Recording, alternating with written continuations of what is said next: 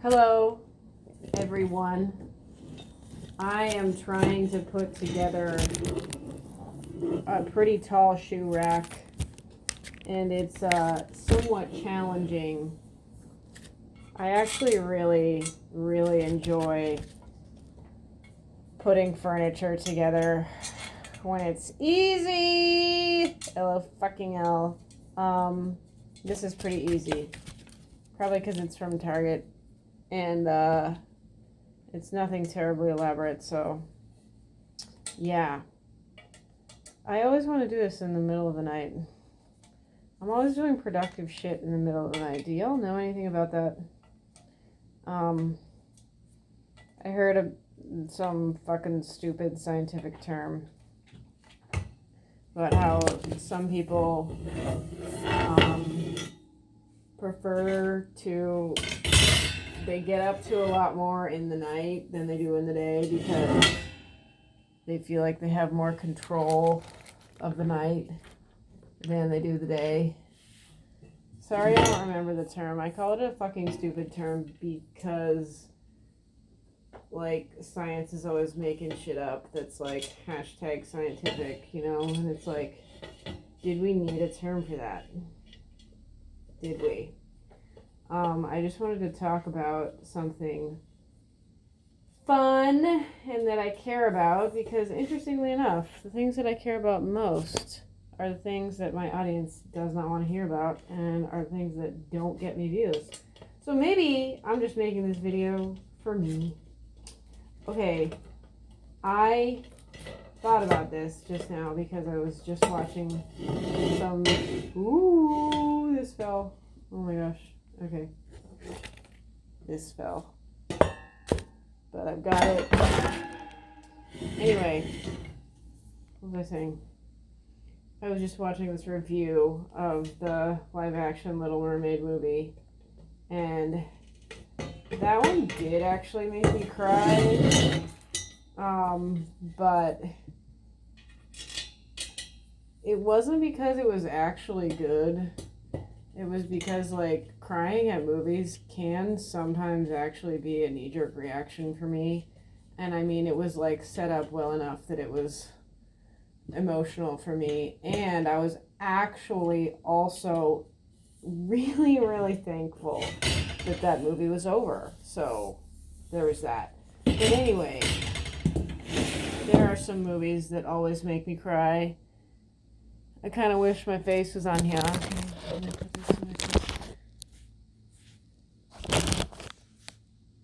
And I'm not, but I'm not looking. You know what? I love that. It is not in focus. That is awesome.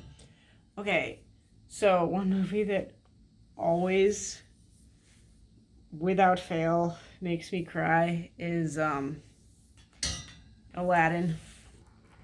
I quite literally always cry when the genie is set free.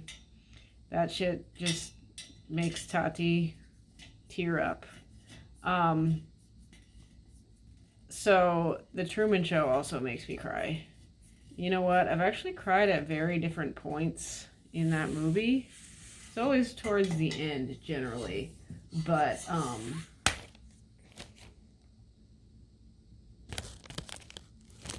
couldn't find my camera lens.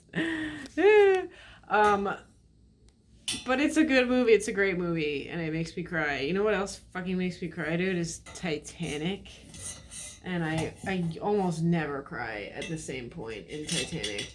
You want to hear something? You guys want to hear something? When little baby me, I wasn't a baby, I was a child. When young child me saw Titanic in the theater, I did not cry when Jack died. But beside the point, cry really hard at Avatar, obviously. What else do I cry really hard at? I was thinking of something that I cry really hard at. Oh, fuck me. Yo, that video where I cried recently, that one that I was all dramatic and being like, I care about you, I know you care about me, da-da-da, and I have tears in my eyes because I'm, like, actually crying. You know what I fucking watched to get those tears was the last scene of Homeward Bound, where shadow comes over the hill. Like, you think he's not coming, and then he arrives, and that movie is so fucked up because they did all kinds of really messed up things to animals. Oh my god, I find it so disturbing. I never want to see that movie again. I'll watch that scene. But just knowing that they, like, trapped that old golden retriever in a fucking ditch for a take, and they put a cat in water also for a take, that's not okay with me. But anyway, I was just thinking of, okay, you know what movie makes me cry? This is another one of my very favorite movies ever, is Wristcutters, A Love Story. I love that movie so much. Does Harry Potter make me cry? I'm trying to think. Oh, I gotta tell you about my next favorite movie that makes me cry. Hold on, I'm thinking about Harry Potter. You know what?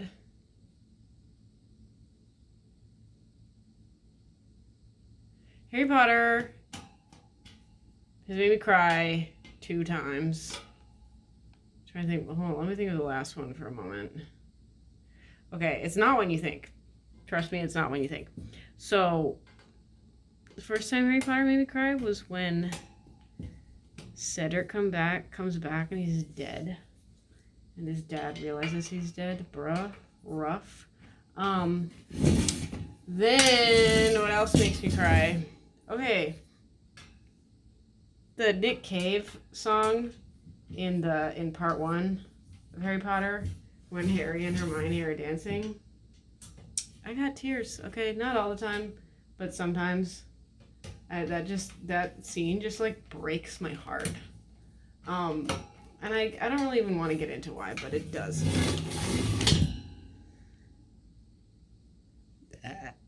Excuse me. What I was going to talk about next was this movie that I am borderline obsessed with. It's called... Oh, fucking shit. Did I do this right? Okay, I did it right. Eyes Wide Shut. By Kubrick, obviously. I love that movie, and there's a scene in it that makes me cry, not because it's sad or emotional or happy or anything. I mean, it is many things, but it's not the usual things, is my point. Like, people cry in movies at specific points, right? For specific reasons, because, oh, it's so emotional. Oh, this character finally overcame this horrible thing. There's a scene in Eyes Wide Shut that is so beautiful, and it's so masterfully, incredibly shot that watching it brings tears to my eyes. Like, I will cry. And the first time I saw that movie, I actually saw that movie for the first time, like, kind of recently. Because that movie came out in 1998. And I only saw it the full way through for the first time in 2015 to 2017, around there. And that time that I saw that scene, I didn't even cry. But as I was watching that scene, I was so fucking hypnotized by it that when it was finally over and we got a slight tone change to the next scene, I didn't realize that I was drooling through the entire scene. I was like, oh. I'm not exaggerating, okay? I'm serious. But yeah, you know, I heard that I don't actually, where is Guernica? The painting. Where is that displayed? Is that displayed in Spain? I don't think it's at the Louvre, because I've been there and I haven't seen it. But I also didn't care to see the Mona Lisa when I went to the Louvre, so putting that out there. I'm pretty sure Guernica is not at the Louvre. I heard that people go see Guernica. It's a painting by Pablo Picasso, and they stand in front of it and they look at it and they cry.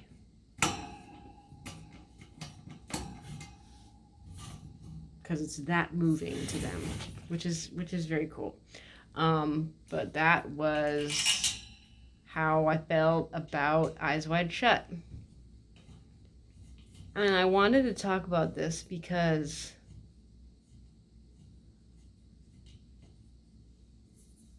I don't recall the last time that a movie that I saw in the theater really made me cry, like for real. Bruh, you know what other movie fucking makes me cry? I might cry just talking about it. And I don't give a shit, and I'm going to talk about this for a moment because it is something that actively bothers me. This shit lives rent-free in my mind, and I don't give a fuck because I care about it. At the end of Newsies, when they have successfully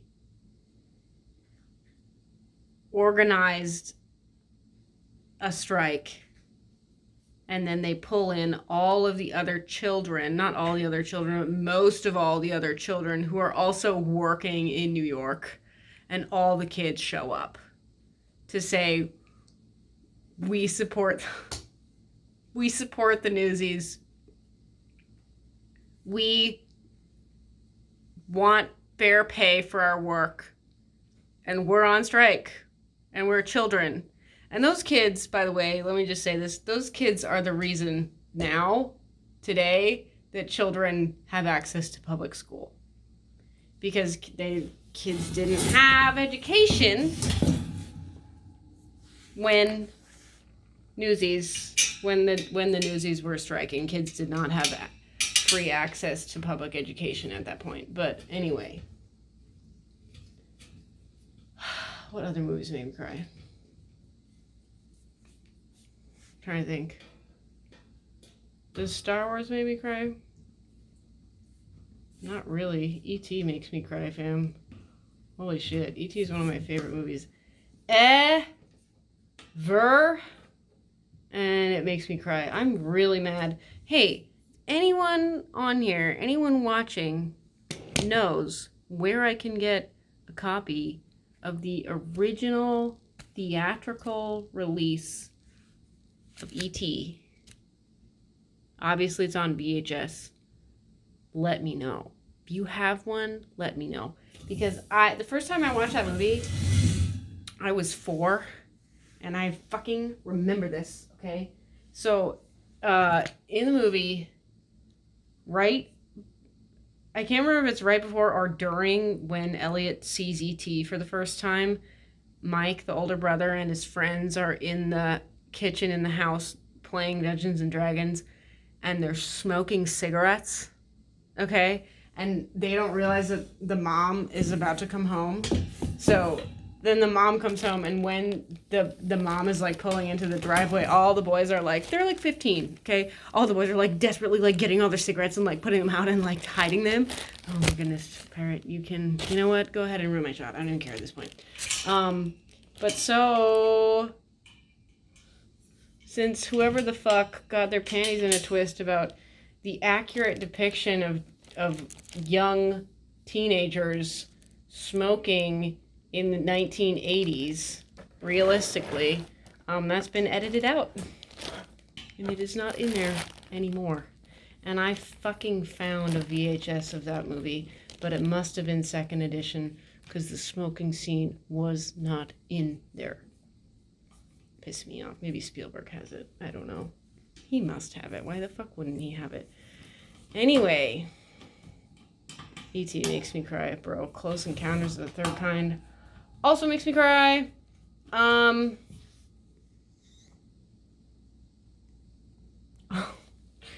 tell you one that makes me cry. Hey, I'm almost done with my shoe rack. Almost done. Listen.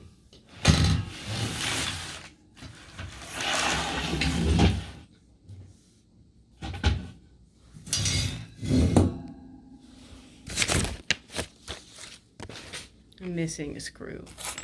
I'm not missing a screw. I just can't find it this very minute.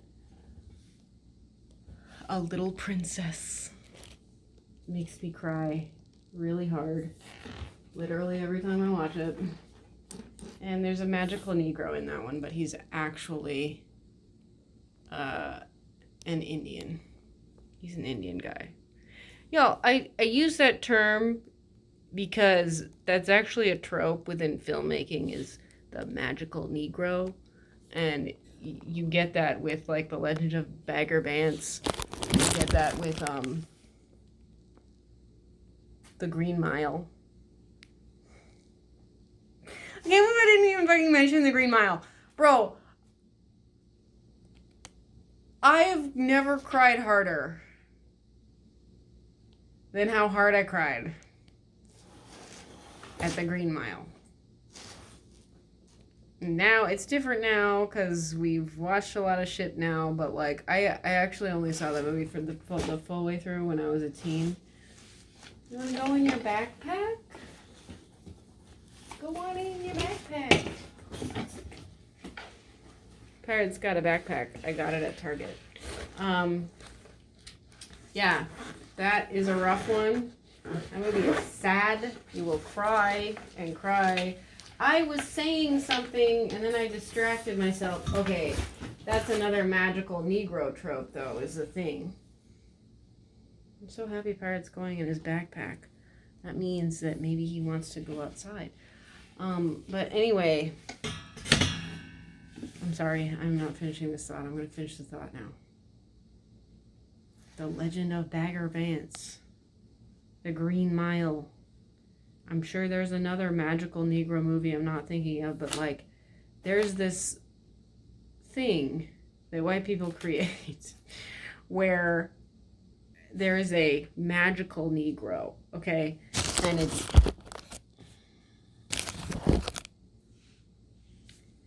it's because it takes place during slavery time or shortly after slavery time. And what it is there is a black person, it's usually a black man, who isn't just really great at what he does and isn't just super duper talented. He actually literally has magical powers that can do, that is magical shit that, oh, no white person can do it, because like, I feel like that was this weird like manifestation of white folk coming to terms with the fact that they did enslave African folks. Like, they couldn't just be like, oh, hey, yeah, slavery, that was really not a good idea. They had to be like, what if there was a magical Negro and he could magically solve your problems, and then he helped the white folk realize that what they did was wrong, and we evolved more as a people. I think that one could argue that the nanny role and the help was a magical Negro trope, but I fucking digress, okay? Because that's not what I'm even trying to make this movie about. But now you know. You're welcome. Listen. A Little Princess makes me cry real hard. Oh my gosh, this is difficult. Ain't gonna make me cry though. The whole reason that I brought this up, crying in movies, okay, is because I, like I said, don't recall the last time that a movie was so good it made me cry. For real. For real. I really don't remember. I wish I did.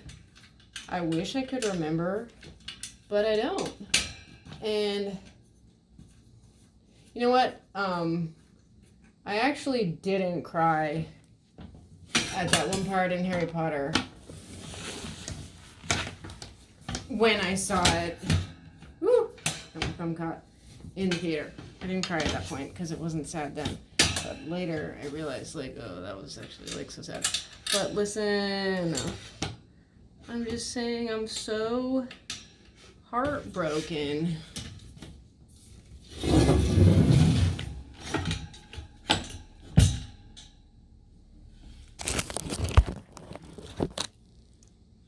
That we don't have movies that make us cry anymore. Okay? I really am. And I think that says a lot about us as a people. Like,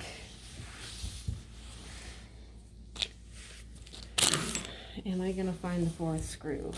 Fuck. I found it. It says a lot about us as a people. I think we're getting less emotional in a bad, real bad type of way. Okay? So, people watch stupid shit now, like TikTok. That's way more popular than YouTube. Are the kids even on YouTube these days? I guess they probably are. But yeah, TikTok is way more popular than YouTube. And there are things on TikTok that make you cry, or even YouTube that make you cry. Like, I'm always crying at this, like, we got Grandpa the puppy he always wanted video. Like, those make me cry. Okay, for real, they do.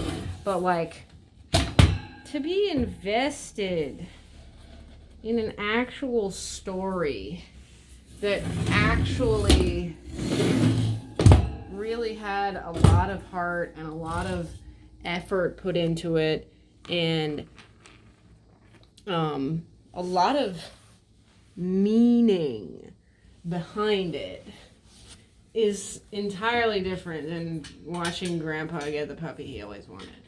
You know?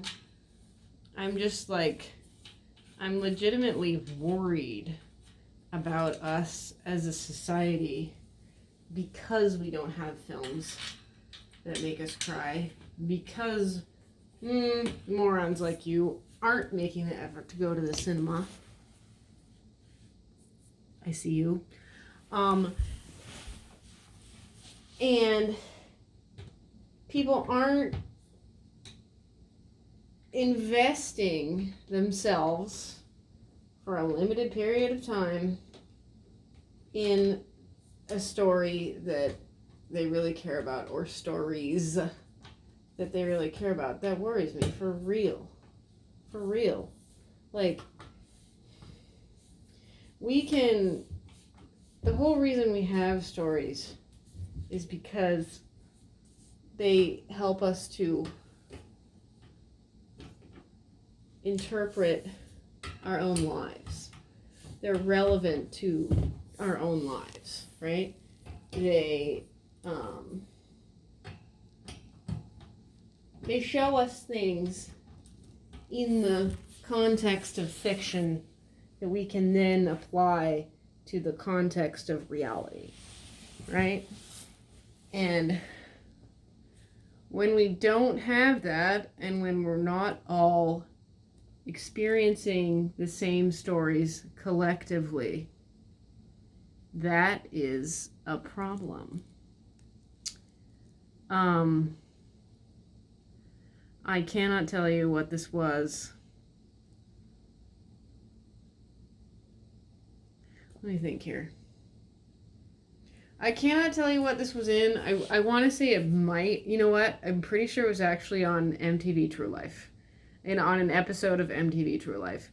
And it was like, True Life, I'm living in Saudi Arabia or something. I don't remember what it was. It's something of that nature.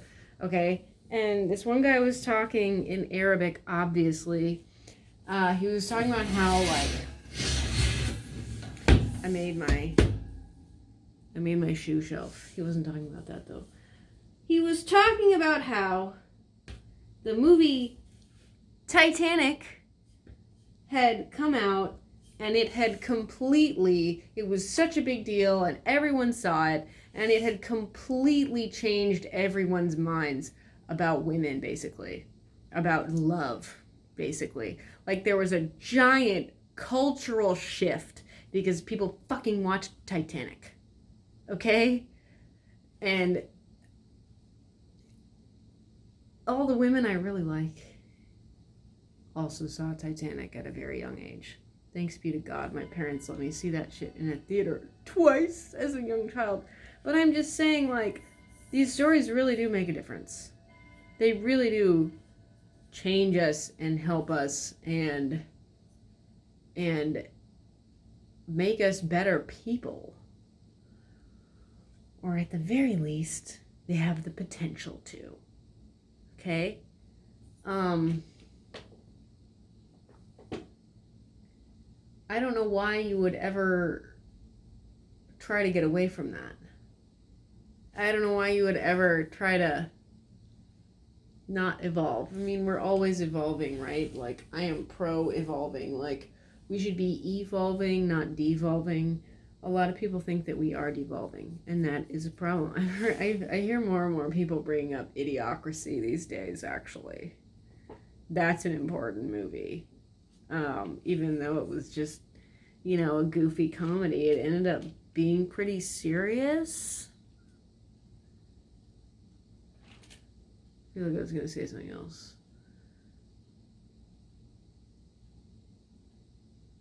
Was it about that episode of True Life? I read this book by Bell Hooks many years ago. It was called Reel to Real, REEL to REAL. And she posited that the reason we watch films, the reason we watch shows, okay, is to learn, like, period. Like, yes, you are entertained while you're watching these things, but the fact of the matter is that you're also learning from it, I heard that, I saw a news story about, Pirate got on. That means it's good furniture. He's on. Come here. Here, you see him. I heard this story. I saw this headline that a kid was able to save another kid because he performed CPR on the other kid because he saw it in Stranger Things. Like, that kid literally is alive, living the rest of his or her life because another kid saw how to give CPR on Stranger Things. Like, yeah, we should actually physically be teaching proper CPR technique to children. I agree with that. But obviously, if the parents ain't going to teach it, or the teachers ain't going to teach it, like, the entertainment is going to teach it, right? The entertainment is going to show it. I was watching this other vid. It was about a guy who was talking about, what was he talking about? Oh, he was talking about Labyrinth, the movie. And he mentioned the fact that there was this, like, weird, like, very dark kids' movies theme in the 80s. Like, Labyrinth, Secret or Legend of Nim. I can't remember. I actually haven't seen that one. Shocker. I know. It's surprising that I haven't seen a movie I'm mentioning. He didn't mention Return to Oz, but Return to Oz is one of them.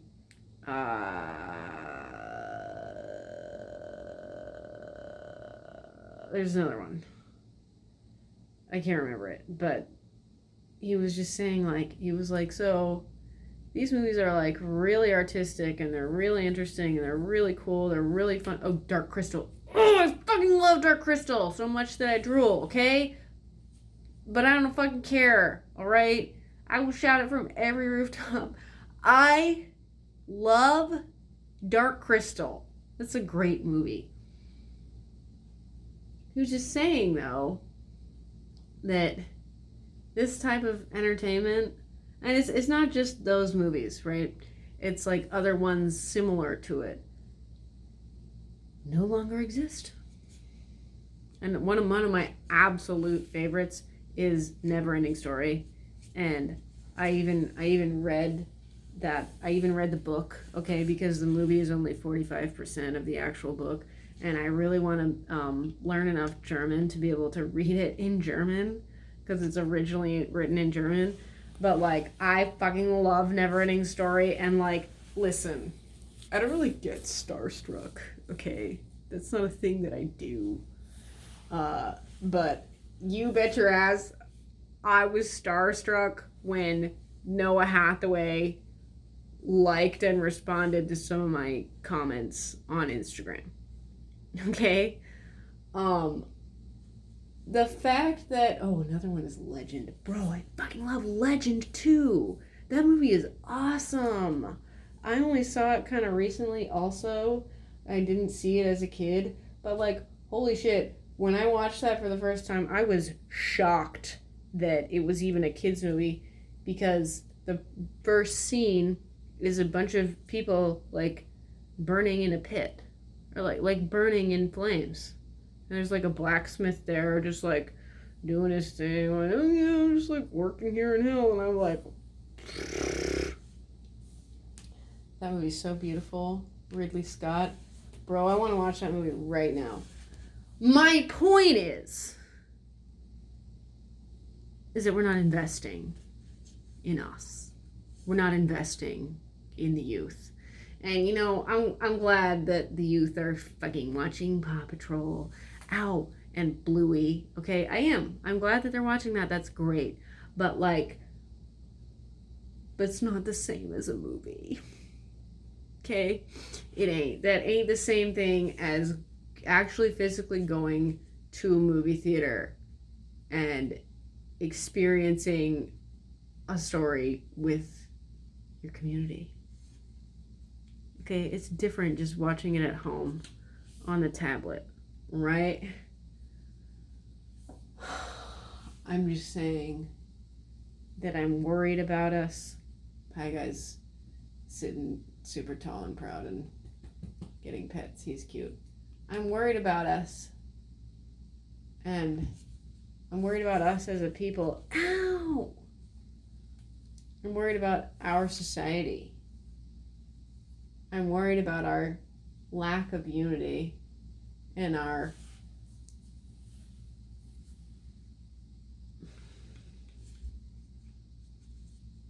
what's the word? Our obsessive affiliation with our phones. Like, that really does worry me. And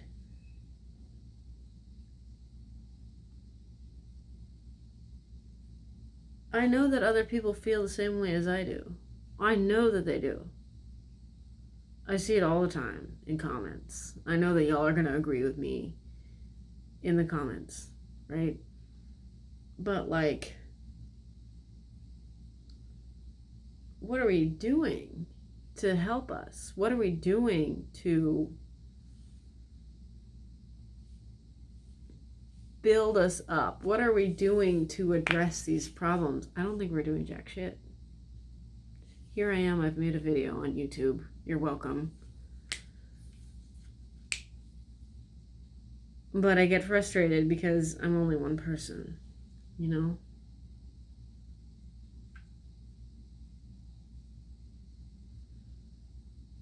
I think towards the end of his life, Walt Disney was kind of upset because he wanted to change the world. He wanted to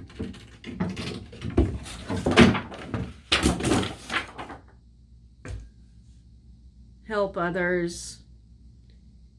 That was Pirate's work. He wanted to help others. He wanted to provoke profound thoughts and profound thinking in his audiences, right? And maybe in people who visited his parks. But towards the end of his life, he was like, it seems like all I've ended up doing was entertaining these people with beautiful films. Like, they didn't interpret them. He wasn't feeling that his real intention had been realized, and he was very frustrated by that fact.